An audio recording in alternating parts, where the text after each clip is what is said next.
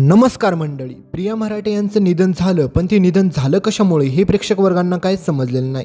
तर चला संपूर्ण अपडेट जाणून घेऊया, पण त्याच्या अगोदर चॅनलला सबस्क्राईब करायला विसरू नका. तर मित्रांनो, प्रिया मराठे हिचं केवळ वय मात्र 38 वर्ष होतं. त्याच्यामुळे चाहत्या वर्गांमध्ये तर एवढं मोठं दुःखाचा डोंगर कोसळलेला आहे की त्यांना ही बातमी कळल्याच्यानंतर कोणी देखील या बातमीवरती विश्वासच ठेवला नाही. कारण की सगळ्यांना असं वाटतच नाही की प्रिया मराठे यांचं निधन झालेलं आहे. तर मित्रांनो, प्रिया मराठे हिचा जन्म 23 एप्रिल 1987 रोजी जन्म झाला होता, ते पण आपल्या ठाणेमध्ये. पण त्यावेळेस मात्र तिने सिनेमासृष्टीमध्ये आणि चित्रपटसृष्टीमध्ये यायचं ठरवलं होतं आणि तिने तिचं स्वप्न देखील पूर्ण केलं. त्याच्यामुळेच तिने खूप साऱ्या फेमस अशा स्टार मालिकेमध्ये देखील काम केलं. कारण की पवित्र रिश्ता, साथ निभाना साथिया, तुझेच मी गीत गाते असे अनेक हिंदी मराठी सिरियलमध्ये देखील तिने काम केलं.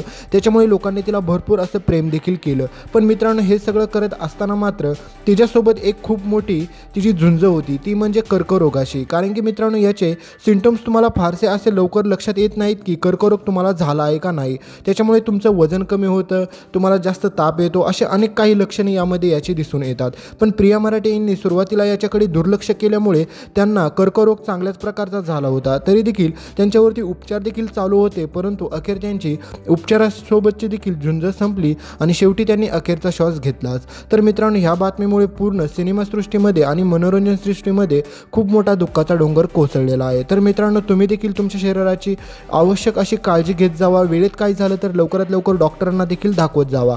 तर मित्रांनो, प्रिया मराठेचे तुम्ही आत्तापर्यंत पाहिलेली कोणती देखील सिरियल असेल तर त्यांच्याबद्दल तुम्हाला काय वाटतं, प्लीज एक कमेंट करून जायला विसरू नका. धन्यवाद.